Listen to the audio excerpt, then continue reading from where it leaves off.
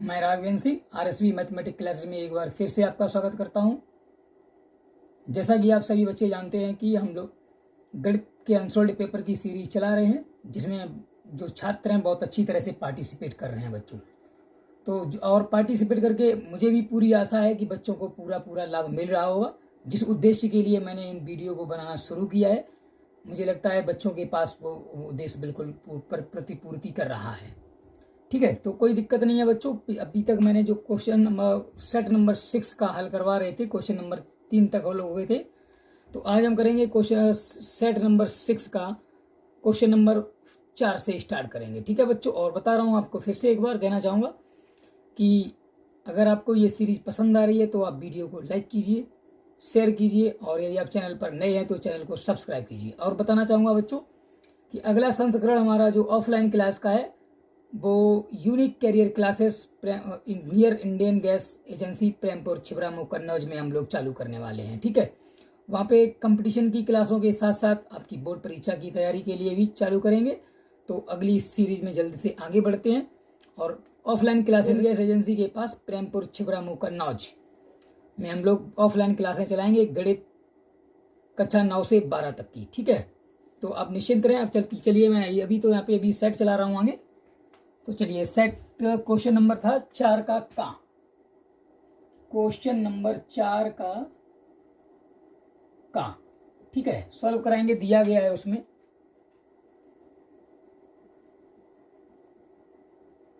क्या दिया है बच्चों, पढ़िए। और उसमें दिया गया है त्रिज्या 4.2 वाले धातु के गोले को पिघलाकर 6 सेंटीमीटर त्रिज्या वाले एक बेलन के रूप में ढाला जाता है, तो बेलन की ऊंचाई बताइए। देखिए, गोले की त्रिज्या दी गई है यहाँ पे। ठीक है, गोले की त्रिज्या क्या दी गई है, 4.2 सेंटीमीटर, 4.2 सेंटीमीटर।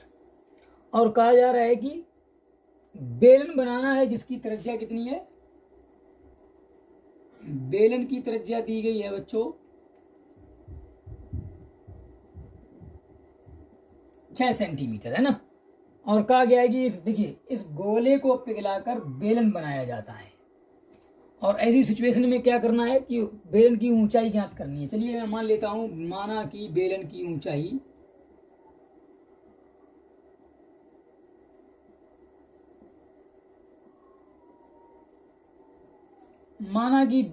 ऊंचाई h सेंटीमीटर है।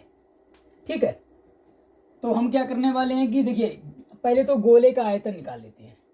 चलिए, गोले का आयतन, क्यों ऐसी सिचुएशन में गोले का आयतन ही हमने क्यों निकाला बच्चों, देखिए, क्योंकि किसी भी चीज को पिघलाने पर, चाहे किसी भी आकृति में उसको ढाला जाए, तो उसका जो आयतन होता है, उसमें जो लगी धातु जो है ना, उसका आयतन जो होता है वो प्रत्येक स्थिति में बराबर होता है। चाहे वो एक गोले को पिघलाकर शंकु बनाए, चाहे वो गोले को पिघलाकर बेलन बनाए, चाहे वो गोले को पिघलाकर छोटी छोटी गोलियां बनाए।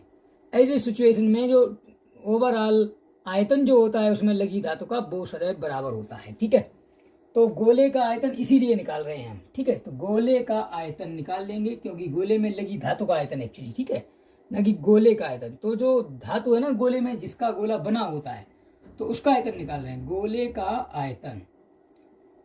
का आयतन होने वाला है 4/3 pi r cube, 4/3 pi r cube. R का मतलब कितना है, 4.2, 4.2 का होल क्यू। ठीक है, और सेंटीमीटर क्यूब इसका आयतन हो गया। और देखिए, दूसरी स्थिति में भी क्या होने वाला है, बेलन का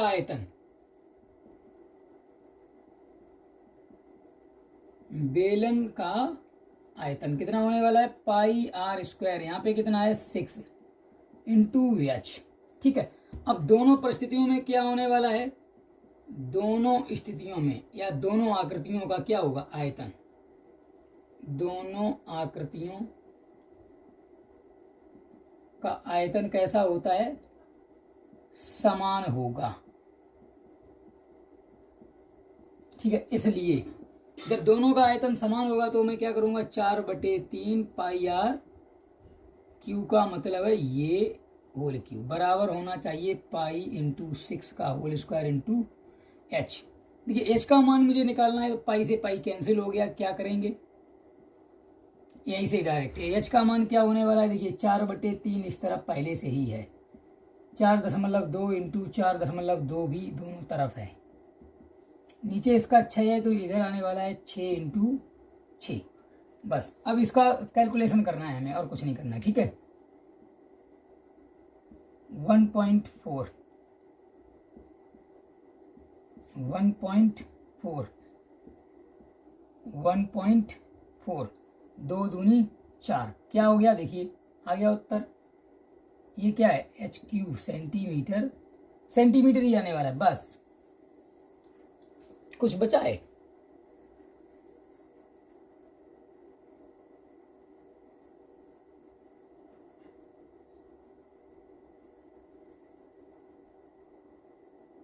अब इनका सभी का गुणा कर देना है, कितना आने वाला है 14 का जो घन होने वाला है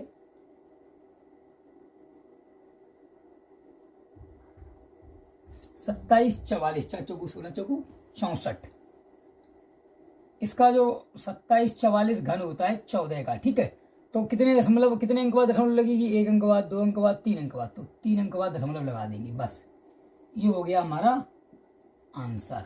अतः बेलन की ऊंचाई कितनी होने वाली है 2.744 सेंटीमीटर, ठीक है। चलिए अगले क्वेश्चन पे चलते हैं। देखिए अगले क्वेश्चन 4 का खा, क्वेश्चन नंबर 4 के खा में दिया गया है,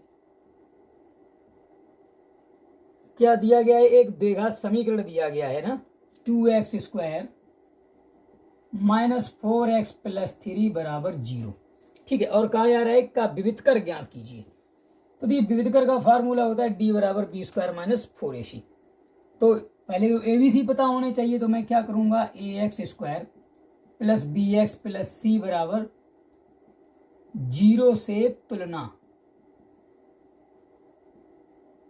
तुलना करने पर, जैसे ही तुलना करेंगे तो क्या होने वाला है, a बराबर आ जाएगा 2, b बराबर आ जाएगा -4, c बराबर आ जाएगा 3। तो अब विविधकर का फार्मूला क्या होता है, विविधकर होता है d = b² - 4ac से, ठीक है। तो निकाल लेते हैं, b² मतलब -4 का होल स्क्वायर, -4 इंटू 2 इंटू 3, 4 चौकू 16 -4 दूनी 8 3 24, ठीक है। माइनस का तो है नहीं कुछ, ठीक है। ये कितना आने गया -8, यानी कि <0, यानी कि ये जो विविधकर है वो कैसा है 0 से छोटा है। अब देखिए यदि कंडीशन मेरे पास होती है, यदि चूंकि d > 0, तो समीकरण के जो मूल हैं वो कैसे होने वाले हैं बच्चों, समीकरण के मूल, अब मूलों की प्रकृति बता रहे हैं, ठीक है, नीचे ये भी कहा गया, तो मूलों की प्रकृति याद कीजिए। तो यहाँ से पता चल गया d < 0, यानी कि d 0 से छोटा है, तो समीकरण के मूल कैसे होंगे, काल्पनिक, समीकरण के मूल काल्पनिक व संयुग्मी होंगे, ठीक है। इस तरह क्वेश्चन नंबर 4 का खास सॉल्व होता है। चलिए बात करते हैं क्वेश्चन नंबर 4 के गा में। एक लंबी सी टेबल दी हुई है और माध्यक भी सर्वेक्षण किया गया, निम्नलिखित माध्यक ऊंचाई पूछी गई, ठीक है, माध्यक ऊंचाई। चलिए माध्यक ऊंचाई पूछी गई तो उसके लिए भी निकालते हैं। क्वेश्चन नंबर 4 का गा टेबल बना लेते हैं, ठीक है। देखिए बच्चों क्वेश्चन नंबर 4 के गा में ये टेबल दी गई है कि 140 से कम 4 लड़कियां हैं जिनकी लंबाई 140 सेंटीमीटर से कम है। 145 से कम मतलब जो 140 वाली हैं वो इसमें जुड़ी हुई हैं, ठीक है बच्चों। 140 से कम वाली भी इसमें है और 145 से कम वाली सभी हैं, तो देखिए 40 वाली भी इसके अंदर है। उसके बाद 150 से कम का मतलब 145 और 140 वाली भी इसके अंदर है, ठीक है। 155 से कम का मतलब है 150, 145, 140 वाली सभी इसके अंदर मिक्स हैं। 160 से कम का मतलब ऊपर वाली सभी इसमें मिक्स हैं। 165 का मतलब है ये ऊपर वाली सभी इसमें मिक्स हैं। तो अलग अलग बारंबारता कैसे पता करें? देखिए 140 से तो 40 ही है, 4 ही बच्चे हैं। 145 से कम 4 तो ऐसे हैं जो 40 में हैं, तो 145 से कम वाले कितने हैं? तो 145 से कम वाले हैं 7, है ना, ये 7। अब 7 देखिए, इसके बाद क्या है कि 11 4 15, 15 तो 145 और 40 के हैं, तो 50 वाले कितने हैं? तो 150 वाले हैं। इसको देखिए क्या करना है, इसमें से इसको घटा देना है बस। तो 29 11 का मतलब हो गया ये 18, इसमें से इसको घटाएंगे 11, इसमें से इसको घटाएंगे 6, इसमें से इसको घटाएंगे 5। ये अलग अलग बारंबारताएं आ गई हैं, ठीक है। जोड़ के देख लीजिए, 51 हो रहे हैं, 6 5 11 दूनी 22 18 40 और 11 51, ठीक है, ये सही है। देखिए बच्चों, इस तरह एक टेबल बनती है, और टेबल बनने के बाद हम लोग क्या करने वाले हैं, अब बारंबारता वर्ग, यानी मेरा देखिए इसमें जो है इसको एफ मान लेते हैं, तो यहाँ से हो गया एफ बराबर 18। कैपिटल एफ क्या होता है? उससे पीछे वाले की निम्न सीमा। तो कैपिटल एफ बराबर 11 हो गया, एच बराबर 5 हो जाएगा, और एन बराबर तो आपको पता ही है ना, ये 51 है, तो 51 हो गया एन बराबर 51 है। 51/2 से ही तो मुझे ये पता चला, यहाँ पे n/2 से पता चल रहा है 51.2 मतलब 25.5। इसी से तो ये वर्ग मुझे पता चला, ये वाला है ना। तो चलिए, अब मेरे पास फार्मूला क्या है, माध्यक ऊंचाई बराबर हो जाएगा L plus L1 L2 minus L1 और यहाँ पे क्या हो जाता है स्मॉल एफ, अगले ब्रैकेट में होने वाला है n/2 माइनस एफ, ऐसे कुछ, ठीक है। और L1 का मान है 145। कैसे पता चल रहा है? देखिए इससे कम जो इन ये जो टेबल्स दी गई हैं, इसको लिखा जाएगा 0 से 140 तक के बीच में 4 हैं, तो 40 से 45, 45 से 50, और ये होती है निम्न सीमा। जब इसमें मैंने 50 वाले को लिखा, तीसरे नंबर पे है ना 50 वाला, तो इसकी निम्न सीमा है 45, तो 45 लिखा जाएगा L1 को, और L2 क्या हो जाएगा 150, है ना, ये L2 हो गया, ये L1 हो गया। तो यहाँ से क्या होने वाला है L1 प्लस L2 माइनस का मतलब हो गया 5/, और F का मान कितना है 18, ठीक। F का मान है 18, तो यहाँ से क्या हो जाएगा इंटू n/2 का मतलब हो गया है 51/2 माइनस 11, ठीक। 145 प्लस 5/18 इंटू 11 दूनी 22, तो 19/2 बचा, 11 दूनी बस 29 बचता, 29। यहाँ पे गड़बड़ी हो रही है, ठीक है, 29 इतना बचा। तो अब क्या करना है मेरे को, 145 प्लस 9 पना 45 की 5, 5 दूनी 10 और 4 14, गलत बात है, 5 9 45, 5 दूनी 10 और 4 14, यानी कि ये है इस तरह 145 आने वाला है बटे 36। ये इसका इसमें भाग दे देंगे, 145 में 36 का भाग देंगे, क्या आने वाला है 36 दूनी 72 दूनी 144, 4 144 आ जाएगा, 1 बचा, भाग जाएगा नहीं, भाग खाई बिंदी, फिर भी भाग नहीं जाएगा, फिर भाग खाई बिंदी, 100 हो जाएंगे, तो 36 दूनी 72, ठीक है। उसके बाद 72 का मतलब है यहाँ पे बचे 28 28 280 और 36 पंजे, यानी कि यहाँ 5 से ज़्यादा आने वाला है, 36 पंचे 180 और 36 दूनी 72, लगभग 8 बार भाग चला जाएगा, ठीक है। तो यहाँ से क्या आएगा इसका उत्तर, देखिए 145 प्लस 4.0028, 8 को हटाएंगे तो ये हो जाएगा 2 3, तो क्या हो जाएगा 149, यहाँ पे लिख दे रहे हैं 149.003 आंसर आने वाला है, 003 सेंटीमीटर। मीटर, क्योंकि सबरी ऊंचाई किस में दी गई है, ऊंचाइयां दी गई हैं सेंटीमीटर में। ठीक है, इस तरह इस सवाल को भी कंप्लीट कर लिया जाएगा।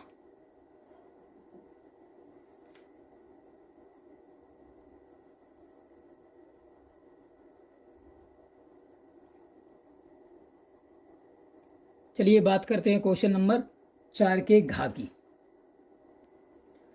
देखिए बच्चों, क्वेश्चन नंबर 4 के घा में कहा गया है, सिद्ध कीजिए दो संकेंद्रीय वृत्तों में बड़े वृत्त की जीवा जो छोटे वृत्त को स्पर्श करती है स्पर्श बिंदु पर समद्विभाजित होती है। ठीक है, बहुत ही इजी क्वेश्चन है, ज़्यादा कठिन नहीं है। मैंने क्या लिखा कि दो वृत्त संकेंद्रीय हैं जिसमें बड़े वृत्त की जीवा ए बी, देखिए ये यहाँ पे दो चित्र भी बना दिए हैं, वृत्त को बिंदु एम पर स्पर्श करते हैं। किसको, छोटे वृत्त को बिंदु एम पर स्पर्श करते हैं। ठीक है, तो मैं क्या करने वाला हूँ, इसको ये यहाँ से इसको मिलाने वाला हूँ। ठीक है, यहाँ से इसको मिलाया। ठीक, उसके बाद हमने क्या किया, अब मेरे को सिद्ध क्या करना है, सिद्ध करना है ए एम बराबर एम बी, ये सिद्ध करना है। ठीक है, तो हमने क्या किया, एक काम, एक तो रचना और की रचना क्या की कि हमने अपने मन से क्या किया कि बिंदु ओ से ए बी पर लंब खींचा। मतलब छोटे वृत्त के केंद्र, छोटा या बड़े दोनों के ही केंद्र, केंद्र ओ से ए बी पर लंब, कोष्टक में लिखना चाहें इसे तो हम लिख सकते हैं ओ एम लंब ए बी खींचा। ठीक है, ये खींचा। उसके बाद हम क्या करेंगे, उपपत्ति। जैसे ही हमने लंब खींचा, इसका मतलब ये 90 डिग्री, ये 90 डिग्री हो गया। ठीक है, तो उपपत्ति में हम लोग क्या करने वाले हैं, बस ट्रायंगल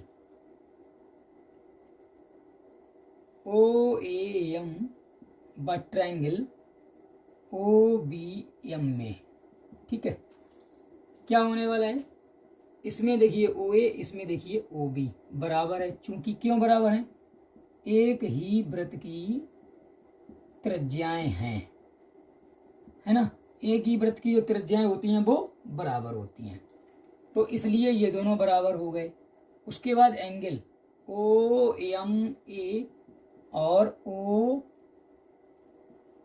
एम बी बराबर 90 डिग्री, दोनों बराबर हैं। क्यों बराबर हैं, चूंकि हमने ये बात पहले ही खींचा था, ओ एम लंब ए बी, है ना, जो ओ एम है वो ए बी पर लंब है, इसलिए ये दोनों कोण 90 डिग्री हो गए। तीसरी बात क्या है कि ओ एम बराबर ओ एम, दोनों त्रिभुजों के लिए ओ एम क्या है, उभयनिष्ठ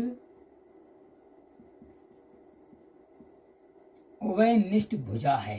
तीनों त्रिभुजों की, मतलब दोनों त्रिभुजों की उभयनिष्ठ भुजा है, इसलिए बराबर है। तो हम लोग क्या लिखेंगे, एस ए एस सर्वांग समता, ऐसे ये सर्वांग समता नियम से क्या हो जाएगा, त्रिभुज ओ ए एम सर्वांग सम हो जाएंगे त्रिभुज ओ बी एम। जैसे ही ओ ए एम और ओ बी एम सर्वांग सम हुए तो संगत हो जाएं, बराबर हो जाएंगी। तो दोनों त्रिभुजों की अगली भुजाएं कौन सी हैं, इसलिए क्या हो जाएगा, ए एम बराबर बी एम। ठीक है, ये सिद्ध हुआ, बस इतना ही काम करना था इस सवाल में, बस प्रूव्ड हो गया। चलिए बात करते हैं क्वेश्चन नंबर 5 के का की। देखिए बच्चों, 5वें के का में सॉल्व करने को कहा गया है कि ये त्रिकोणमितीय सर्वसमिका दी गई है, कह रहे हैं कि ये सिद्ध करना है। तो हम लोग सिद्ध करने वाले क्या तरीका अपनाते हैं, ये होता है हमारा LHS और बराबर की जो दूसरी ओर होता है वो होता है हमारा RHS साइड। ठीक है, तो हमने क्या आपको पिछले कई सवालों में भी बताया है कि जब भी सर्वसमिकाओं को सिद्ध करने वाले सवाल आते हैं तो उसमें आपको क्या करना होता है, ज़्यादातर बड़े वाले पोर्शन को सॉल्व करना स्टार्ट कर देना होता है। ठीक है, जब आप बड़ी चीज़ को सॉल्व करेंगे तो थोड़ा छोटी होती जाएगी और छोटा आंसर लाना आसान होता है। तो हम भी बड़े ओर से स्टार्ट करेंगे। तो क्या करेंगे, LHS बराबर क्या है, साइन ए बटे 1 plus cos A plus 1 plus cos A upon sine ए, है ना, ये मेरा LHS हो गया। क्या करेंगे, बस LCM लेंगे, सॉल्व करना चालू कर देंगे। Sign A 1 plus cos A, ऊपर इसका मल्टीप्लाई इसमें करेंगे, ये हो जाएगा साइन स्क्वायर ए प्लस इसका करेंगे, देखिए ये हो जाएगा 1 प्लस कॉस ए का होल स्क्वायर। अगली स्टेप में क्या करेंगे, साइन स्क्वायर ए, इसका होल स्क्वायर खोल लेंगे, क्या हो जाएगा 1 का स्क्वायर 1 प्लस कॉस स्क्वायर का कॉस स्क्वायर ए प्लस 2a भी होता है तो 2 इंटू कॉस ए पूरे के बटे sign A 1 plus cos A. ठीक है, यहाँ से क्या है, इन दोनों को एक साथ लिख लेंगे। कैसे, देखिए ऐसे, साइन स्क्वायर ए प्लस कॉस स्क्वायर ए और ये हो जाएगा एक साथ 1 प्लस 2 कॉस ए, ये एक साथ लिख लिया। ठीक है, ब्रैकेट लगाने की जरूरत नहीं है, यहाँ पे कोई दिक्कत नहीं है।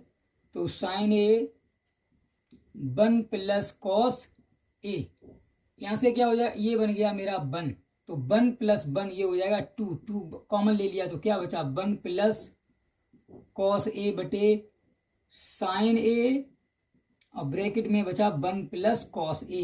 देखिए ये पूरा ब्रैकेट एक जैसा हो गया, कैंसिल हो गया, तो ये क्या बचा 2 गुणे 1 बटे साइन ए, तो ये क्या हो गया 2 1 बटे साइन को लिखा जा सकता है कॉसेक ए। बस यही क्या है मेरा RHS, मतलब हम LHS से चले और RHS आ गया, बस सवाल हो गया सिद्ध हुआ। हम लिख देंगे LHS बराबर RHS। ठीक है, मतलब LHS और RHS दोनों बराबर हैं, प्रूव्ड। बस चलिए बात करते हैं क्वेश्चन नंबर 5 के खा की। 5 के खा में बोल रहा है 2 घनों जिसमें प्रत्येक का आयतन 64 घन सेंटीमीटर है के संलग्न फलकों को मिलाकर एक घनाभ बनाया जाता है, इससे प्राप्त घनाभ का कुल पृष्ठीय क्षेत्रफल ज्ञात करना है। ऐसा सवाल पीछे एक्सरसाइज में भी लगवा चुके हैं हम लोग। चलिए फिर भी स्टार्ट करते हैं। दिया गया है प्रत्येक घन का आयतन, क्या दिया गया है, प्रत्येक घन का आयतन, प्रत्येक घन का आयतन दिया गया है 64 सेंटीमीटर क्यूब है या मीटर क्यूब है, सेंटीमीटर क्यूब ऐसे। ठीक है, तो मैं क्या लिखता हूं, माना कि घन की भुजा, घन की जो भुजाएं हैं वो कैसी हैं, भुजा ए बराबर मान लिया है, भुजा ए है, बस इतना ही ले। ठीक है, भुजा ए है, तब आयतन क्या हो जाएगा, आयतन ए क्यूब बराबर 64, तो ए बराबर कितना आ जाएगा 4 सेंटीमीटर। बात समझ में आ गई। और देखिए अब बात करते हैं घन की, जो उसमें दिया गया है उस चित्र का निर्माण करते हैं। वो कह रहा है कि 2 घन थे कुछ इस प्रकार, एक ऐसे। ठीक है, ज़्यादा नहीं, ऐसे थोड़ा थोड़ा कर लेंगे, कोई दिक्कत नहीं है, ऐसे और यहाँ से ऐसे और ऐसे और ऐसे। ठीक है, उसके बाद कुछ इस तरह करेंगे, इस तरह से, यहाँ से यहाँ से यहाँ से ऐसे, हमने 2 घनों को जोड़ दिया। ठीक है, तो पहले देखिए ये तो थी मेरे पास 4 सेंटीमीटर, ये वाली यहाँ से यहाँ तक, यहाँ से यहाँ तक 4, जब जोड़ दिया तो यहाँ से यहाँ तक भी 4 हो गई, और ये भी 4 तो है ही, तो ये वाली भी यहाँ से यहाँ तक 4 ही होगी। ठीक, अब इसमें क्या होगा, जो मेरे पास जो घनाभ बन गया है, तो घनाभ में मेरे पास क्या क्या जानकारियां हैं, घनाभ की लंबाई, या घनाभ के लिए लिख देता हूं। ठीक है, घनाभ के लिए क्या है, यहाँ पे घनाभ की जो लंबाई है एल बराबर 4 8 हो गई है। ठीक है, एल बराबर 8 हो गई है। चौड़ाई कितनी है, बी, यहाँ पे थोड़ा हिंदी में लिख देते, घनाभ के लिए लंबाई एल बराबर 8 सेंटीमीटर, चौड़ाई बी बराबर 4 सेंटीमीटर ही रहने वाला है। ठीक है, बाकी कुछ नहीं बदलेगा, सिर्फ लंबाई। ऊंचाई कितनी हो जाएगी, एच, वो भी रहेगी 4 सेंटीमीटर। बात कर रहे हैं कि संपूर्ण पृष्ठीय क्षेत्रफल पूछा ना, बिल्कुल, संपूर्ण पृष्ठीय क्षेत्रफल, कुल पृष्ठीय क्षेत्रफल या संपूर्ण पृष्ठीय, बात है, ठीक है ना। तो घनाभ का, या घनाभ का मतलब लिख सकते हैं, या जो आकृति बनकर तैयार हुई है उसका कुल पृष्ठीय क्षेत्रफल, कुल पृष्ठीय क्षेत्रफल क्या हो जाएगा, 2 इंटू LB BH और LH, ठीक है। तो स्टार्ट कर देते हैं, 2 गुणे L 8 into 4 plus 4 into 4 plus 4 into 8, है ना। क्या हो जाएगा, 2 इंटू 32 प्लस 16 प्लस 48, 48 32 80 16 96, 2 इंटू 96 का मतलब हो गया है 192 सेंटीमीटर स्क्वायर। ये हो गया आंसर, ठीक है। कुछ गड़बड़ी हो गई लग रहा है, 80 16 96 ही है।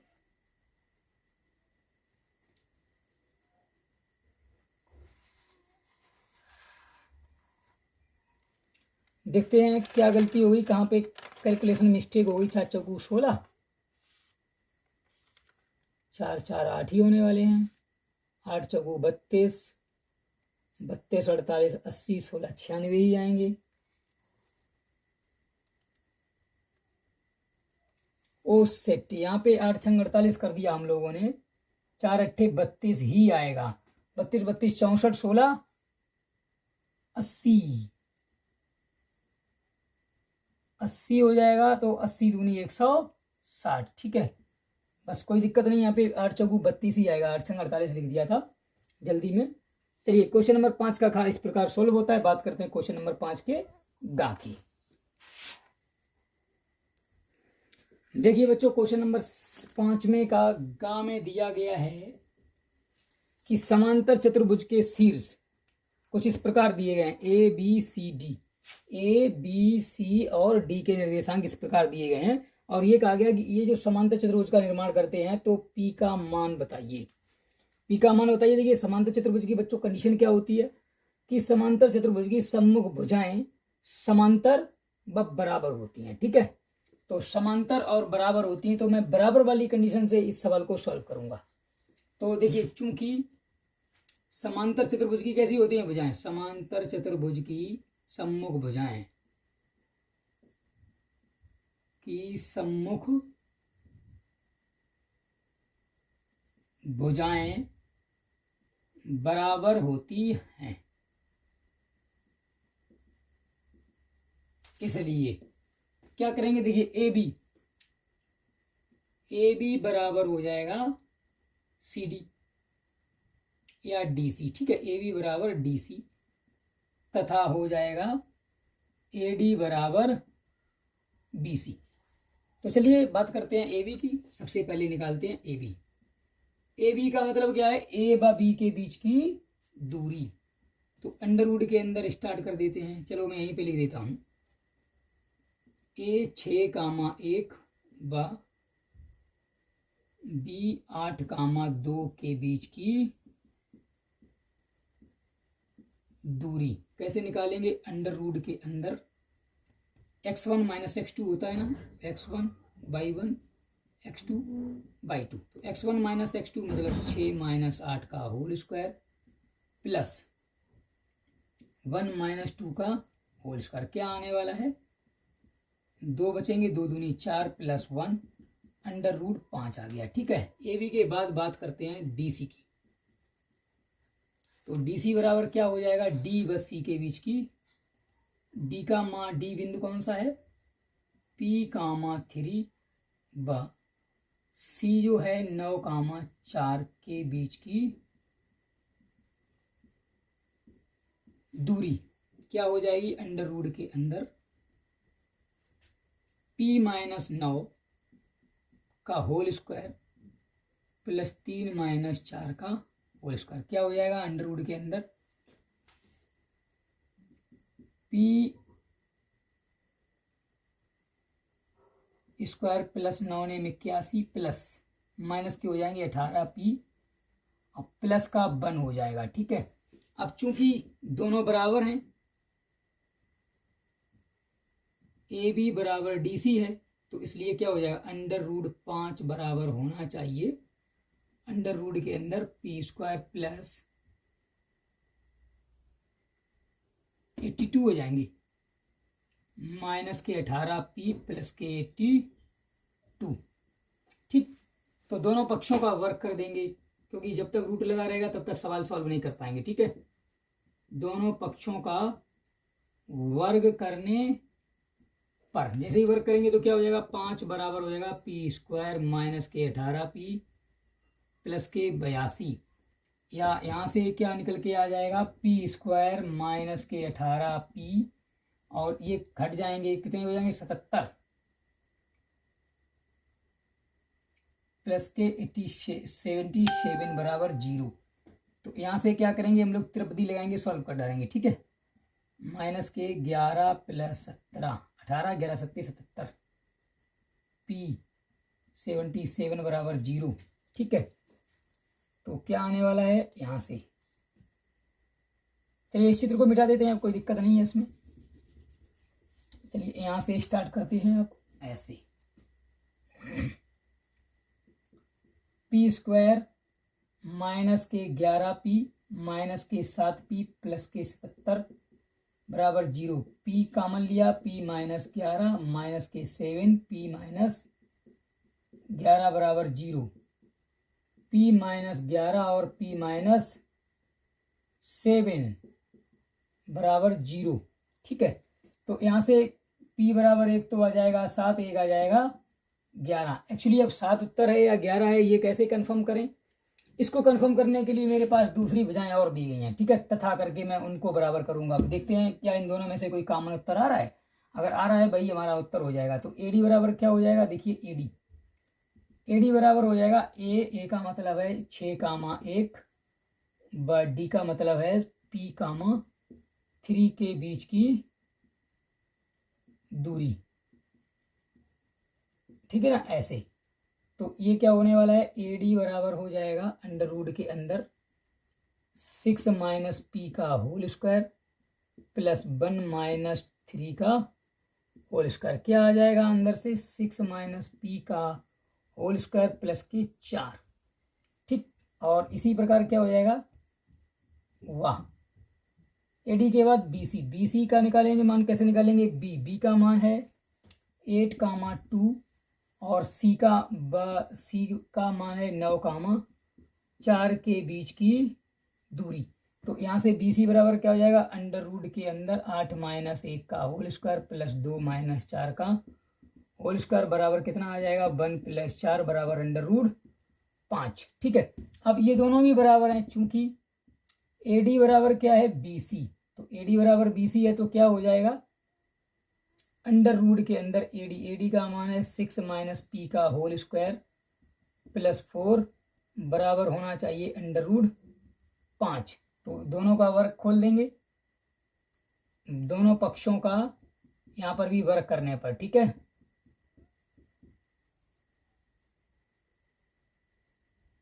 करने पर जैसे ही वर्क करेंगे तो ये क्या हो जाएगा, अंडर रूट के अंदर पूरा मतलब अंडर रूट का हट ही जाएगा। ये हो जाएगा 6 36 प्लस पी स्क्वायर प्लस के मतलब माइनस के हो जाएंगे 6 दूनी 12 पी, 12 पी प्लस के हो जाएंगे 4 बराबर 5। ठीक, तो यहाँ से त्रिपदी क्या बनने वाली है हमारे पास, पी स्क्वायर माइनस के 12 पी, 36 4 40 में से चले गए 5, तो प्लस के बचेंगे 35। और यहाँ से देखिए उत्तर क्या आने वाला है, 7 5 12 होते हैं, पी स्क्वायर माइनस के 7 पी माइनस के 5 पी प्लस के 35 बराबर 0। पी कॉमन लेंगे, पी माइनस 7 माइनस के 5 पी माइनस 7 बराबर 0, पी माइनस 7 पी माइनस 5 बराबर 0। यहाँ से आया उत्तर p बराबर 7 और कामा 5। तो मेरा उत्तर कॉमन कौन सा है, यहाँ पर भी p है 7, यहाँ पर भी p 7 है, तो मेरा उत्तर हो गया अतः p बराबर हो जाएगा 7 आंसर। ठीक है, अतः p बराबर कितना हो गया बच्चों, 7। बस इस तरह सवाल सॉल्व होता है। बात करते हैं क्वेश्चन नंबर 5 के घा की। सिद्ध कीजिए कि किसी बाह्य बिंदु से वृत्त पर खींची गई दो स्पर्श रेखाओं की लंबाइयां बराबर होती है। चलिए बहुत इजी क्वेश्चन है और मोस्ट इम्पोर्टेंट भी है ये, इससे सवाल कहीं भी बन भी जाता है। ठीक है, चलिए स्टार्ट करते हैं इसको भी। देखिए बच्चों, क्वेश्चन नंबर 5 के घा में कहा गया है कि किसी बाह्य बिंदु से वृत्त पर खींची गई दो स्पर्श रेखाओं की लंबाइयां बराबर होती हैं। तो देखिए मैंने क्या लिखा, माना कि वृत्त ये वाला है जिसका केंद्र O है तथा उसके बाहर एक बिंदु ये है P। ठीक है, यहाँ पे लिख दिया मैंने बिंदु P है, जहाँ से खींची गई स्पर्श रेखाएं कौन कौन सी हैं। चलिए देखिए, एक तो यहाँ से इस पर एक स्पर्श रेखा खींच दे रहे हैं ऐसे, ठीक है ये, और एक यहाँ से कुछ ये स्पर्श रेखा खींच दी गई है। ये है, मैंने मान लेता है T और S, है ना। तो स्पर्श रेखाएं कौन कौन सी हैं, PT व PS हैं। ठीक है, सिद्ध क्या करना है, यही सिद्ध करना है कि PT बराबर है PS, यही तो मुझे सिद्ध करना है। तो उपपत्ति से पहले रचना डालूंगा। ठीक है,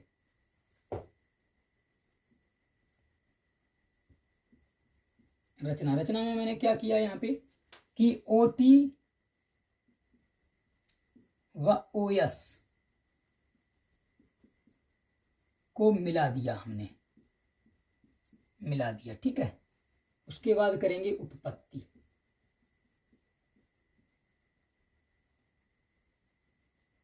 उपपत्ति, ठीक है बच्चों।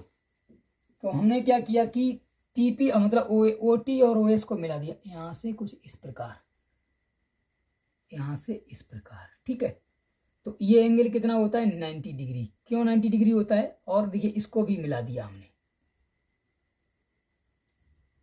OP। ठीक है, और करके यहाँ पे लिख देता हूँ, और OP को मिलाया, यानी तीनों चीज़ों को हमने मिला दिया। ठीक, ये एंगल 90 डिग्री होता है। क्यों होता है, क्योंकि इस त्रिज्या सदैव स्पर्श रेखा पर लंब होती है।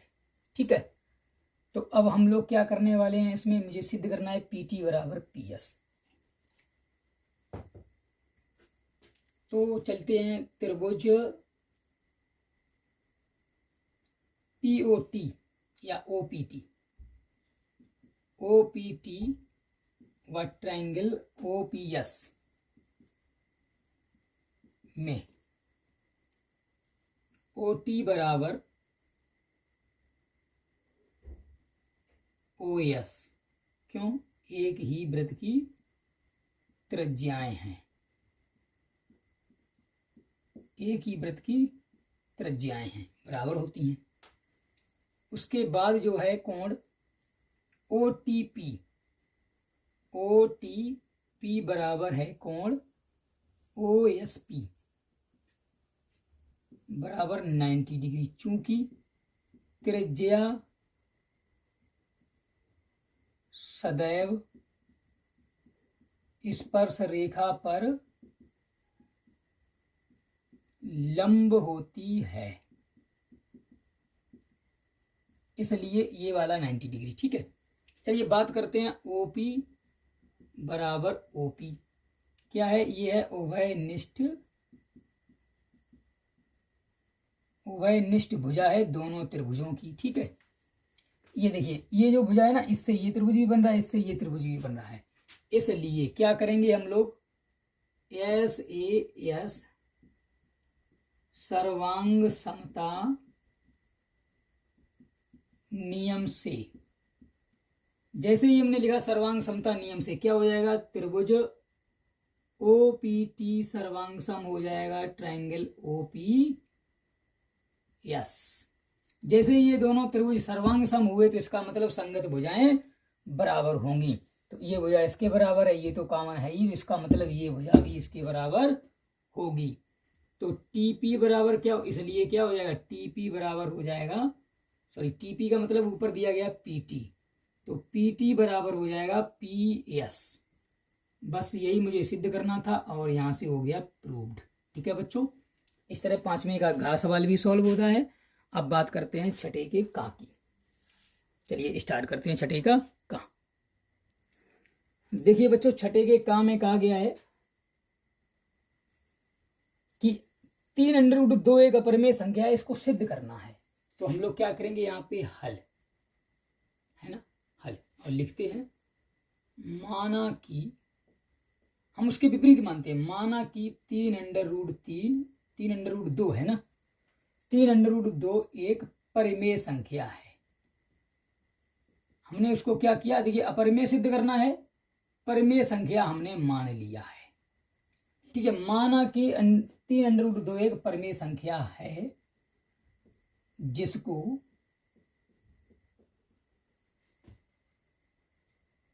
P/Q के रूप में, भाई जो परिमेय संख्याएं होती हैं उन्हें P/Q के रूप में लिखा जा सकता है,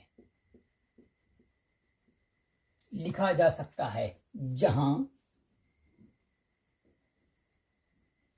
P व Q, यहाँ जहां पे P व Q क्या है, P व Q सह अभाज्य, कैसे,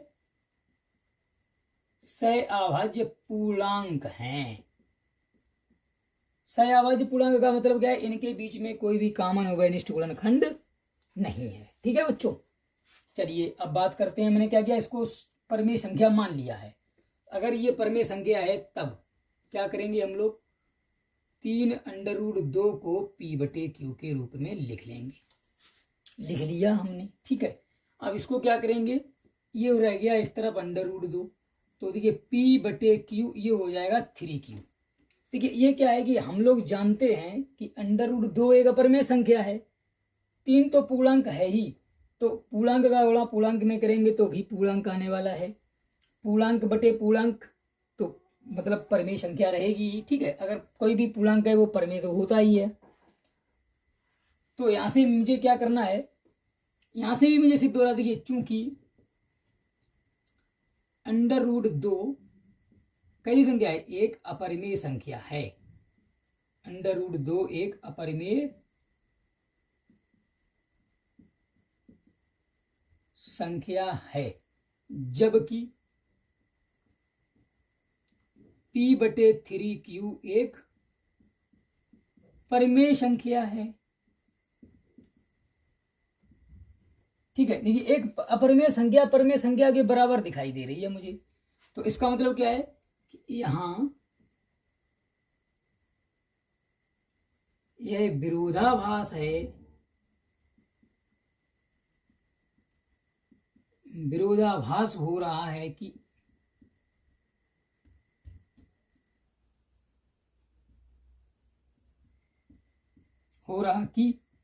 परिमेय संख्या बराबर अपरिमेय संख्या, परिमेय संख्या बराबर अपरिमेय संख्या।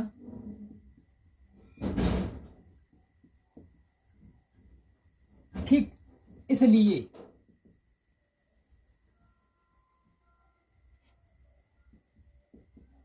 हाँ, इसलिए लिख तो दिया है ना, इसलिए 3√2 एक परिमेय संख्या नहीं है,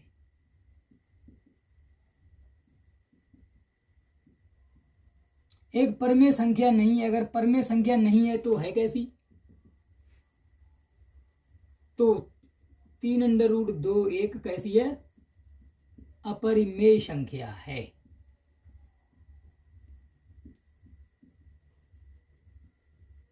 ठीक है बच्चों, अब देखिए बच्चों, इसमें भाषा की बात है। आप लोग अगर ये लिख यहाँ पे या ना लिखते कि 3√2 एक परिमेय संख्या नहीं है, तो मैं यहाँ पे डायरेक्ट लिख सकता था, विरोधाभास हो रहा है कि परिमेय संख्या बराबर अपरिमेय संख्या है।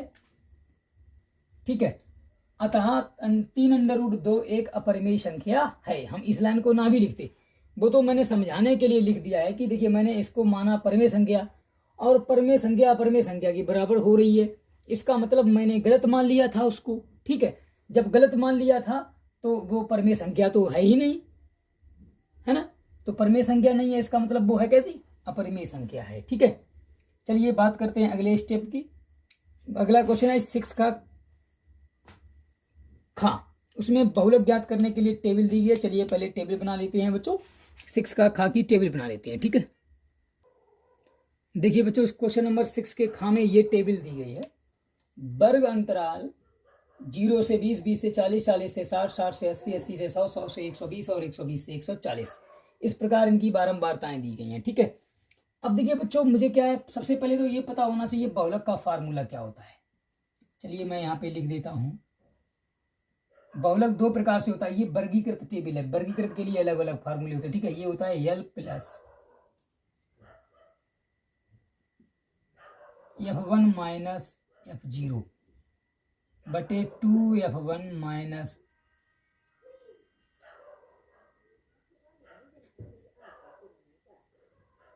F2 minus F0। ठीक है, ये इसका फार्मूला होता है। यानी कि ये आगे पीछे भी हो सकता है, कोई दिक्कत नहीं, क्योंकि दोनों माइनस में ही है तो कोई फर्क नहीं पड़ता। ये इधर से इनका होने वाला है इंटू VH से मल्टीप्लाई। तो यहाँ पे देखिए एल कैसे पता करें, सबसे पहली तो बात ये है।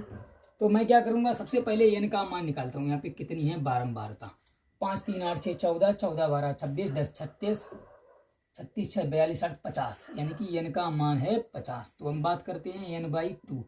n/2 का मतलब क्या हो गया, 50/2 मतलब 25। 25 कहाँ पे आने वाला है, अभी ऐसे पता भी नहीं चलेगा कि 25 कहाँ पे आ रहा है। तो मुझे चाहिए संचयी बारंबारता, यानी कि पहले तो बारंबारता वर्ग पता हो।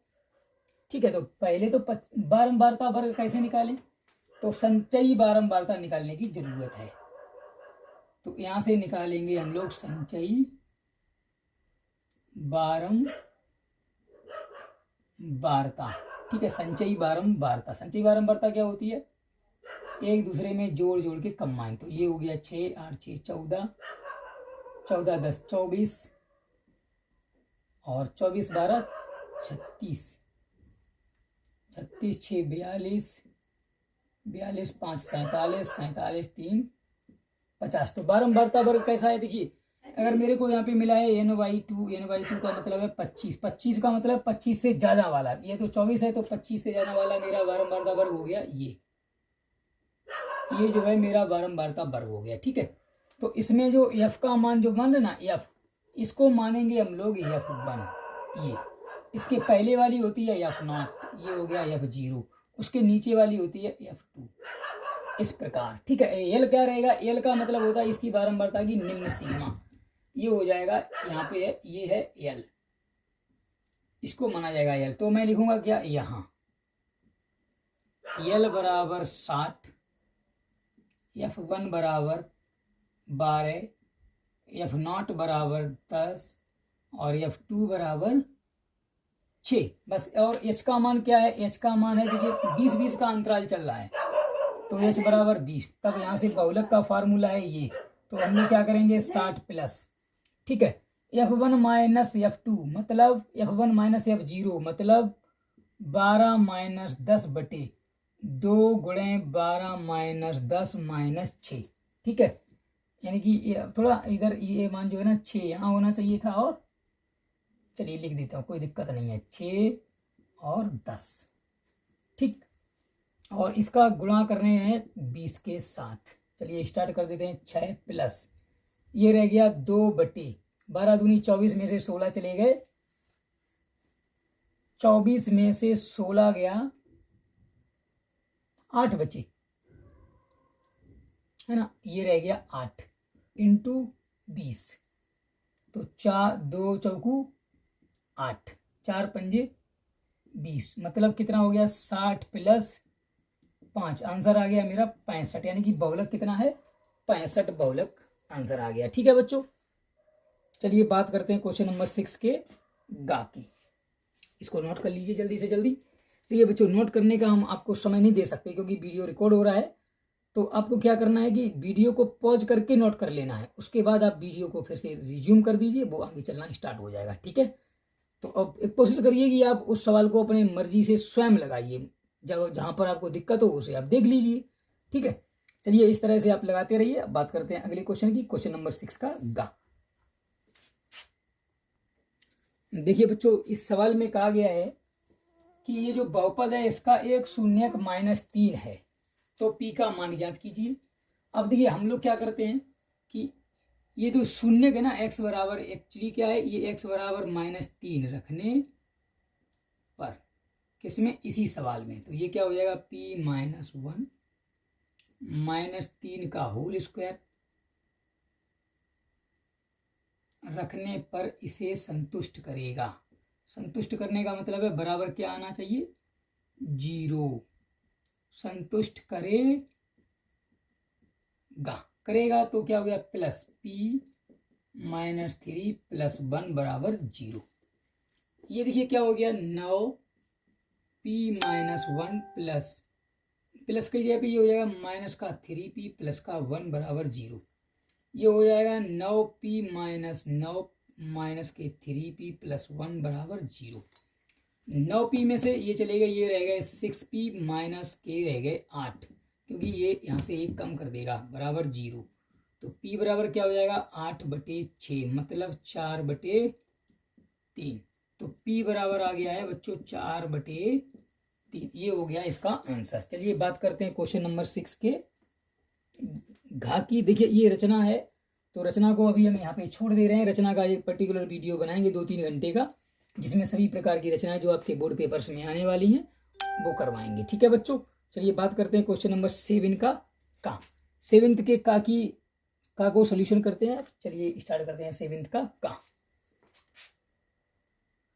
चलिए देखिए बच्चों, 7th के का में क्वेश्चन दिया गया है इस प्रकार का। ये एक समीकरण दिया गया है और इसको सॉल्व करना है। ठीक है, देखिए हम लोग क्या पा रहे हैं कि यहाँ पे जो ऊपर है वही यहाँ पे नीचे है, यहाँ पे जो नीचे है वो यहाँ पे ऊपर हो गया। तो हम लोग क्या करेंगे, इसको हम लोग यहाँ पे थोड़ा मान लेंगे। इसको माना कि, ठीक है, माना कि 2x माइनस 1/x प्लस 3 बराबर 22। इसको 22 मान लिया, तो जैसे ही इसको ऊपर नीचे करेंगे तो उल्टा हो जाएगा। इसका मतलब क्या है, x प्लस 3 और 2x माइनस 1 बराबर क्या हो जाएगा, 1/22। तब समीकरण 1 से स्टार्ट कर देंगे तो क्या हो जाएगा, तब ऊपर वाला जो समीकरण है वो क्या बन जाएगा, 2y माइनस 3 इंटू 1/22 बराबर 5। तो यहाँ से इसको आगे कैसे सॉल्व करेंगे, इसको इसमें गुणा कर देंगे, 2y² माइनस के हो गया 3 बराबर, ये पूरे के बटे हो जाएगा ना इस तरह ऐसे, और ये हो गया बराबर 5। तो अगली स्टेप में क्या हो जाएगा, 2y² माइनस 3 बराबर 5y। अगली स्टेप में क्या हो जाएगा, 2y² माइनस के 5y माइनस के 3 बराबर 0। इस तरह से अगली स्टेप में क्या आने वाला है, इनको देखिए अब सॉल्व करके मेरे को y के मान निकालने। तरफ दी क्या लगाएंगे, दुत्ती 6 है तो सॉरी 5, 6 माइनस 1 की तरफ दी लगेगी, क्योंकि यहाँ पे एक चिन्ह लगा हुआ है घट माइनस का। इसका मतलब तरफ दी को घटाकर ही बनाया जा सकता है। तो 2y² माइनस के ये हो जाएगा 6 माइनस 1, 6 में से 1 गया 5 और 6 एकन 6 भाई, यहाँ पे कितना लिखा माना जाएगा, दुत्ती 6 लिखा हुआ माना जाएगा। ठीक है, बराबर 0। यहाँ से क्या हो जाएगा, 2y² माइनस के 6y प्लस का y माइनस 3 बराबर 0। यहाँ से 2y कॉमन आ गया, y माइनस 3 बचा, प्लस का 1 कॉमन आ गया, y माइनस 3 बराबर 0 हो गया। ठीक है, यहाँ से क्या अगली स्टेप में आने वाला है, y माइनस 3, अगले ब्रैकेट में है 2y प्लस 1 बराबर 0। देखिए यहाँ से क्या निकलने वाला है, y के 2 मान निकलने वाले हैं। चलिए यहाँ से क्या करेंगे, अब यहाँ पे आ जाएंगे। तो यहाँ से क्या है, जब y बराबर 1 तो उत्तर आ जाएगा 3 और 1 आ जाएगा माइनस का 1/2। तो जब लिख देंगे जब y बराबर 3, क्योंकि एक्चुअली मेरे को y का मान नहीं निकालना है, मेरे को तो x का मान निकालने हैं। तो मैंने क्या किया, y को तो इसकी जगह पे रख लिया था, तो मैं यहाँ पे वापस करूंगा। जब y बराबर 3 तो क्या होने वाला है कि 2x माइनस 1/x प्लस 3 बराबर 3। तो ये क्या हो जाएगा, 2x माइनस 1 बराबर 3x प्लस 9। इसको इधर ले जाएंगे, इसको इधर ले जाएंगे, कोई कुछ भी कर लो, कोई दिक्कत नहीं है। तो चलिए यहीं से लिख ले रहा हूँ, इसको इधर लेके आ रहे हैं। ठीक है, तो ये हो जाएगा 3x माइनस 2x, इसको इधर ले गए और इसको इधर लेके आएंगे, तो ये हो जाएगा माइनस का 10, है ना। तो ये क्या हो जाएगा, x बराबर, कैसे किया मैंने, इसको इधर ले गए, इसको इधर लेकर आए। ठीक है, तो x बराबर माइनस का 10 ही आ जाएगा आसानी से। ठीक है, एक उत्तर आ गया है मेरा, x बराबर -10। अब बात करते हैं दूसरे के लिए, क्योंकि एक ये भी तो y का मान है। तो जब y बराबर -1/2 तो क्या होने वाला है, 2x - 1/x + 3 बराबर -1/2। तो इसका मल्टीप्लाई इधर करेंगे, ये हो जाएगा 4x - 2 बराबर -x - 3। ठीक है, ये इधर आ जाएगा, ये हो जाएगा 5x बराबर हो जाएगा -1, क्योंकि इधर जाएगा ना ये प्लस, यानी कि -3 + 2 ऐसा। तो x बराबर हो जाएगा -1/5। तो मैं क्या लिखूंगा, अतः समीकरण के अभीष्ट हल, समीकरण के अभीष्ट हल क्या होने वाले हैं, -10 -1/2। बस सवाल सॉल्यूशन सॉल्व हो गया। बात करते हैं क्वेश्चन नंबर 7 के अथवा की। ठीक है, का अथवा वाला क्वेश्चन भी सॉल्व कर देते हैं अब हम लोग। चलिए अथवा का स्टार्ट करते हैं। देखिए बच्चों, 7 के अथवा में कहा गया किसी भिन्न का हर उसके अंश के 2 गुने से 1 अधिक है, यानी कि अगर हर पता हो तो अंश पता चल जाएगा।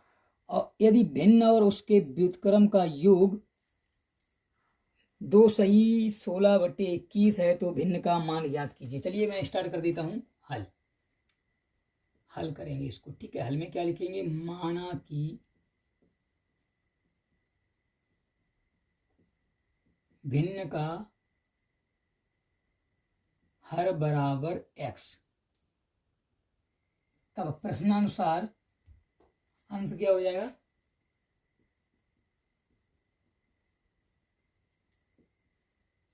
अंश क्या हो जाएगा, 2x 2 गुने से 1 अधिक है, 2 गुने से 1 अधिक है, ये हो गया ये।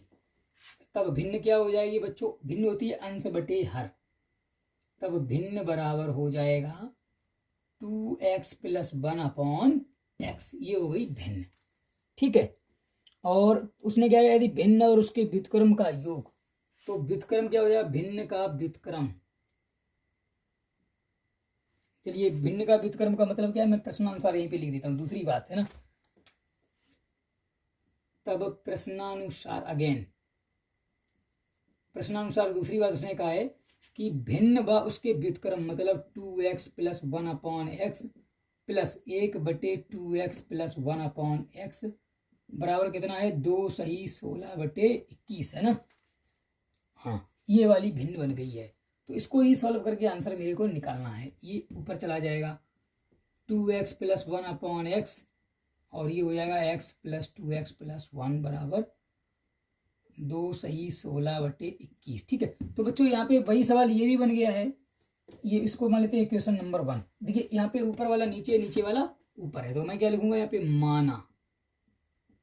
ठीक है, माना कि एक बार और मानते हैं, क्या मानते हैं कि 2x + 1/x बराबर 22।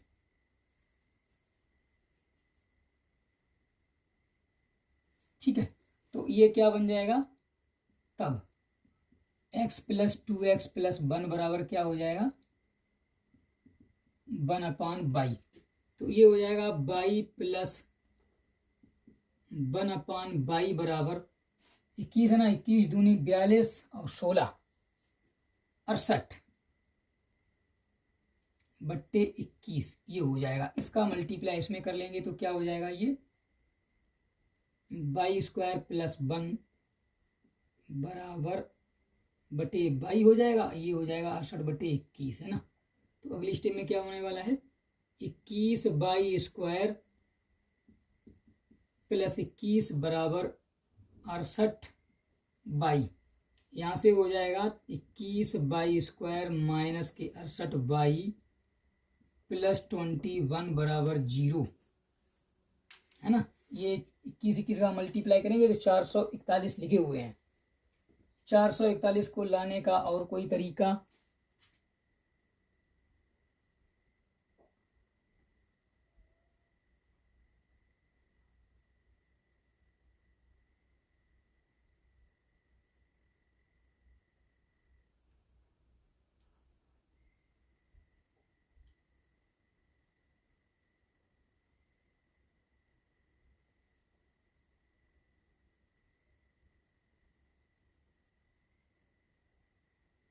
यहाँ पे थोड़ी गलती हो गई है, यहाँ पे 68 नहीं है।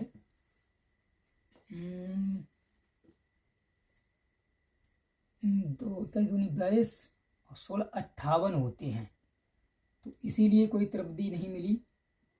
58, तो ये 58 हो जाएगा। 58, ठीक है। तो 441 को 58 लाने हैं अब मेरे को। अब देखिए क्या क्या तरब्दी लगाई जा सकती है। 441 के गुणनखंड क्या क्या हो सकते हैं? 3 × 3 × 7 × 7, ठीक। 7 7 49 और 41 लाना है, इतना ही है, ठीक है। 21 21 दूनी 42 नहीं जाएगा। 3 × 9 7 63 नहीं। 7 7 49 प्लस 9, ये हो जाएगा 21/² प्लस का, देखिए जोड़ के ही तरब्दी बनेगी क्योंकि यहाँ पे प्लस का साइन है, तो माइनस के हो जाएंगे 49 प्लस 9 का 9/+21, ये इसकी तरब्दी मिल गई है, ठीक है। उसके बाद इसको और आगे बढ़ाएंगे यहाँ से, तो ये हो जाएगा 21/² माइनस के 49 बाई माइनस के 9 प्लस के 21 बराबर 0। 7 बाई कॉमन आ गया, क्या बचा? 3 बाई माइनस के 7 माइनस के 3 कॉमन आ जाएंगे, तो 3 बाई माइनस के 7 बराबर 0, तो 3 बाई माइनस 7 और ये हो जाएगा 7 बाई माइनस 3 बराबर 0। तो बाई बराबर क्या आने वाला है? एक आएगा 7/3 और अगला आएगा कामा 3/7। तो जब बाई बराबर 7/3, तब देखिए मैंने क्या किया, बाई का मान तो ये है ना, एक्चुअली एक्स का मान चाहिए मुझे, तो 2x + 1/x बराबर 7/3। तो यहाँ से क्या हो जाएगा, 6x + 3 बराबर 7x, ये इधर जाएगा तो x बराबर 3 आ जाएगा, ठीक है। और यहाँ पे लिखेंगे जब y बराबर 3/7, तो ये क्या हो जाएगा, 2x + 1/x बराबर 3/7, ये हो जाएगा 7 दूनी 14x + 7 बराबर 3x। यहाँ पे आ जाएंगे 11x बराबर -7, तो x बराबर आ जाएगा -7/11। तो देखिए आंसर यही कुछ आ रहे हैं। देखिए ये तो आ रहे हैं, ठीक बात है, लेकिन मेरे को क्या चाहिए, मेरे को चाहिए भिन्न कौन सी आएगी, ठीक है। जब x बराबर 3 हो जाएगा, जब x बराबर 3, तो भिन्न क्या हो जाएगी, तो भिन्न हो जाएगी 2 × 3 + 1/3, मतलब 2 × 7/3, बस यही इसका आंसर हो जाएगा। तो आंसर हो गया। देखिए अगर मैं इसको लेना चाहूं तो इससे क्या करेंगे, जब x बराबर -7/11, तो भिन्न क्या आने वाली है, तो 2 × -7/11 + 1 और -7/11, इसको और सॉल्यूशन करेंगे तो -14 + 11 है ना, ऐसे, और 7/11, ये कितना रह गया है, -3 इसके बटे 11 है ना, टोटली 11 और इसके बटे ऐसे, 11 से 11 कैंसिल हो जाएगा, बचेगा -7। यानी कि देखिए या तो भिन्न मेरी है, अतः अभीष्ट भिन्न कौन सी है, 3/7 या 7/3। अब देखिए ये वाली भिन्न नहीं हो सकती, इसका आंसर क्यों नहीं हो सकती, इसके पीछे रीजन है। उसने कहा था कि जो अंश है ना वो हर के 2 गुने से 1 अधिक है, ठीक है। तो ये वाला मेरा आंसर नहीं माना जाएगा, इसको मैं नहीं निकालता तो भी कोई दिक्कत नहीं होती, क्योंकि सवाल में उसने एक कंडीशन दे रखी है कि जो अंश है वो हर के 2 गुने से 1 अधिक है, तो वो इसी का है। इसमें 2 का गुणा करिए, 2 × 3 = 6 और 1 जोड़ दीजिए 7 आ रहा है, तो यही मेरा करेक्ट आंसर। तो मैं लिख दूंगा यहाँ पे अतः अभीष्ट भिन्न। अभीष्ट भिन्न जो है वो कौन सी है, 7/3, दैट इज मेरा आंसर। ठीक है, बात करते हैं क्वेश्चन नंबर 7 के खा की। चलिए 7 खा स्टार्ट करते हैं। इस सवाल में कहा गया है कि एक बहुमंजिला भवन के शिखर से देखने पर 8 मीटर ऊंचे भवन के शिखर और तल के अवनमन कोण क्रमशः 30 अंश और 45 अंश दिखाई देते हैं। ये वाला दिखाई देता है 30 डिग्री, ये वाला दिखाई देता है 45 डिग्री। ठीक है, तो सवाल में क्या कहा गया है, बहुमंजिला भवन की ऊंचाई और दो भवनों के बीच की दूरी ज्ञात कीजिए। देखिए एक्चुअली अवनमन कोण दिखाया गया, मतलब ये ऊपर वाले एंगल दिखाए गए हैं। ठीक है, तो कोई फर्क नहीं पड़ता है वहां पे, ये वाले या वो वाले बात एक ही है, क्योंकि हम लोग ऊपर से जब देखते हैं तो ये अवनमन कोण होते हैं। चलिए तो मैं दिखा देता हूँ, यहाँ पे ये वाला 30 डिग्री दिखाया गया है और ये वाला पूरा जो है वो 45 डिग्री दिखाया गया है, इस तरह 45 डिग्री है ना, ये उसमें कोई दिक्कत नहीं है। ठीक है बच्चों, तो चलिए स्टार्ट करते हैं। मैंने क्या लिखा,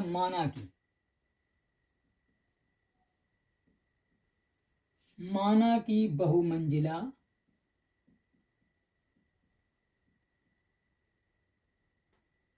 इमारत की ऊंचाई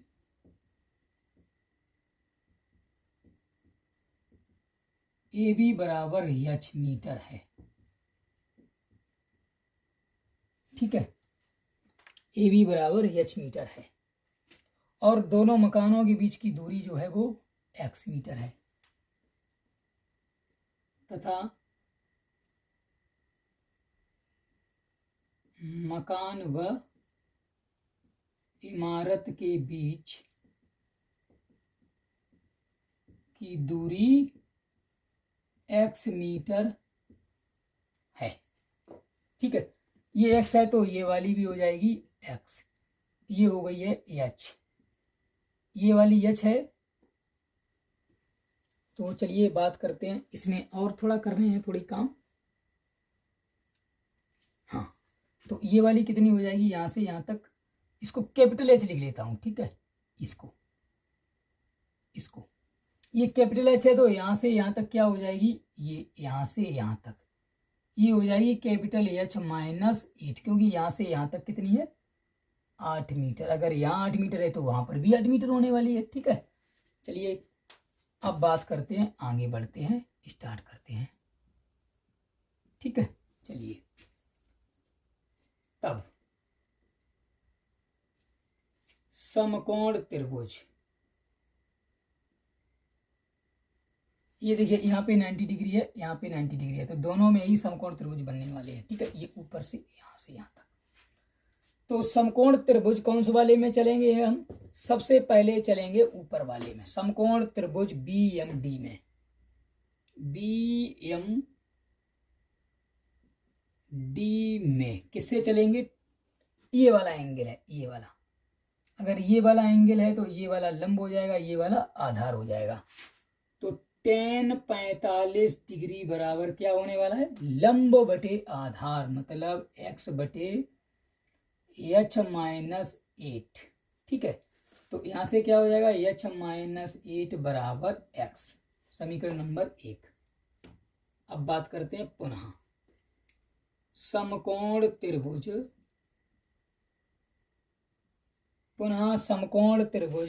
BAC में,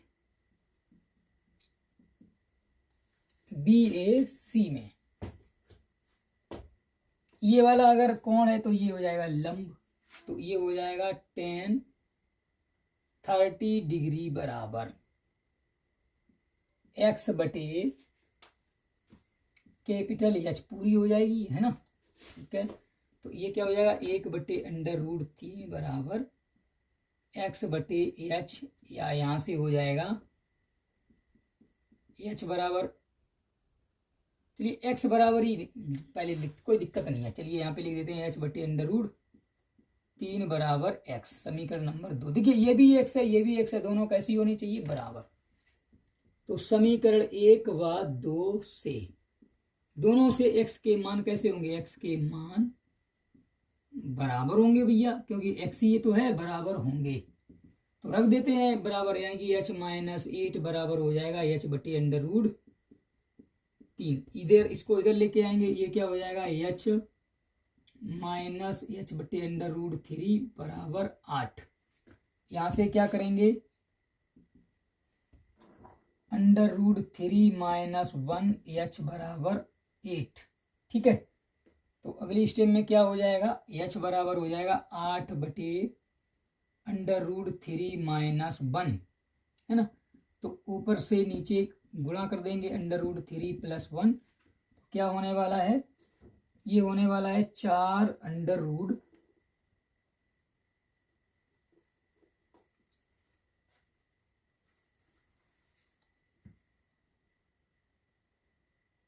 4 नहीं, ये हो जाएगा 8 अंडर रूट 3 प्लस 1 बटे 2। तो ये हो जाएगा 4 और अंडर रूट के अंदर 1.732 प्लस 1 और क्या हो जाएगा 2 मीटर, 4 इंटू 2.732 मतलब 8 2 28 और 1 29, 4 दूनी 8 और 1 8 और 2 10.928 मीटर। ये तो हो गई इमारत की ऊंचाई। ठीक है, ये तो हो गई इमारत की ऊंचाई। पहली बात तो इस तरह उन्होंने दिया नहीं है,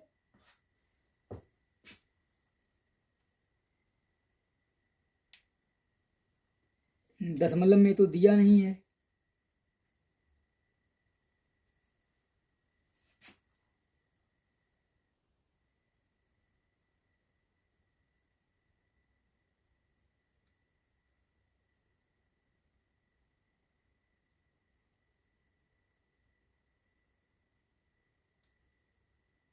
अगर ऐसे नहीं दिया गया तो देखिए इसका आंसर यहीं से ऐसे आ जाएगा, अंडर रूट 3 प्लस 1 आएगा, अंडर रूट 3 प्लस 1 मीटर, है ना। लेकिन इसमें दे रहे हैं under root 3 plus under root 3 का क्या मतलब,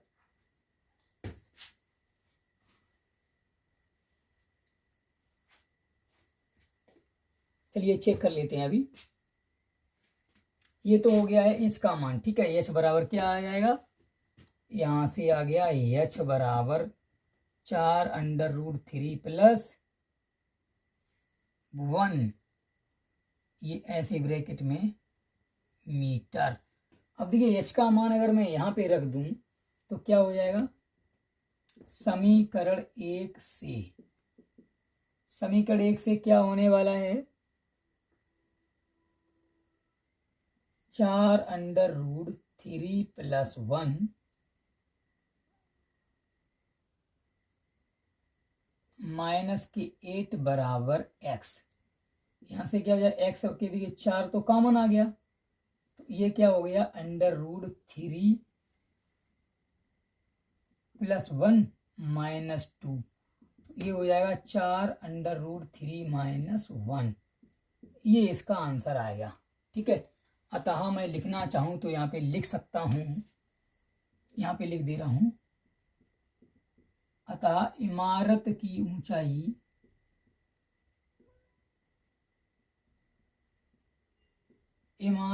ऊंचाई कितनी है, 4 अंडर रूट 3 प्लस 1 मीटर, और दोनों के बीच की दूरी कितनी है,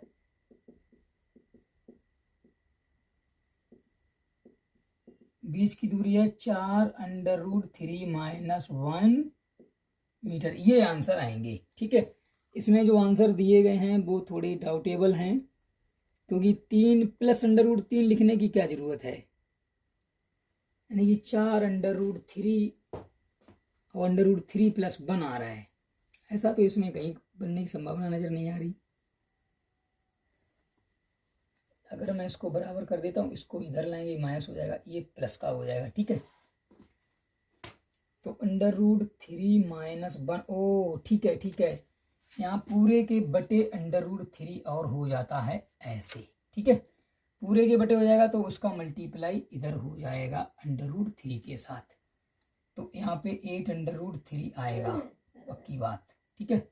8 √3 है तो √3 का ऊपर मल्टीप्लाई करेंगे तो ये हो जाएगा कुछ इस प्रकार। यहाँ पे तो रूट हट जाएगा, इसका मल्टीप्लाई इसमें कर देंगे तो ये हो जाएगा √3। सही है बच्चों, हम ही गलत थे। तो यहाँ से ये हो जाएगा,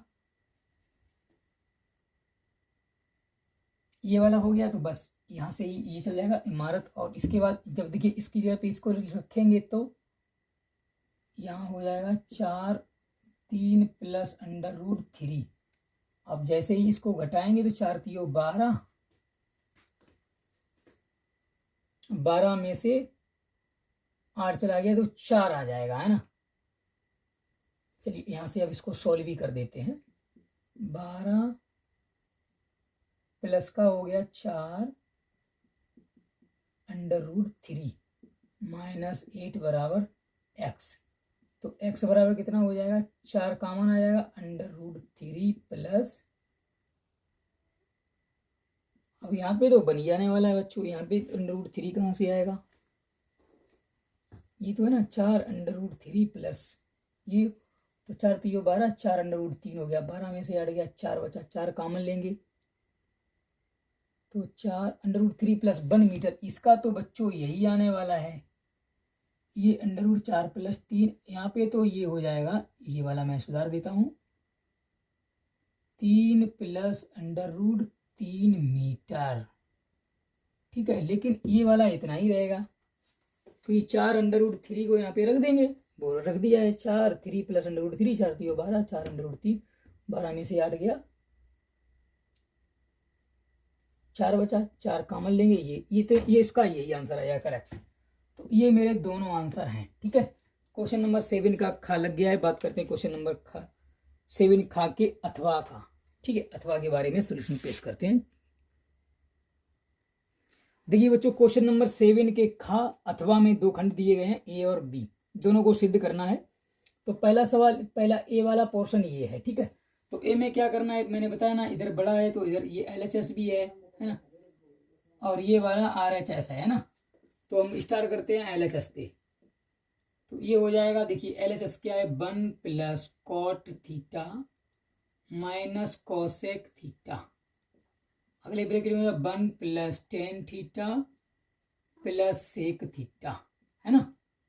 इसको क्या करेंगे, 1 प्लस ये हो जाएगा कॉस थीटा बटे साइन थीटा, और ये हो जाएगा माइनस का 1 बटे साइन थीटा। अगले ब्रैकेट में क्या होने वाला है, 1 plus sine theta upon cos theta plus 1 बटे कॉस थीटा, ठीक है। या करे दिए, इसको एलसीएम लेंगे तो ये क्या होने वाला है, साइन साइन, इसका मल्टीप्लाई ये हो जाएगा, देखिए sign theta plus cos theta minus 1 बटे साइन थीटा, ये पूरा ब्रैकेट 1 हो गया। अगले ब्रैकेट में क्या है, ये हो जाएगा, देखिए कॉस थीटा, यानी इसको भी वैसे ही लिख, cos theta plus sine theta plus 1 बटे कॉस थीटा हो जाएगा, ठीक है।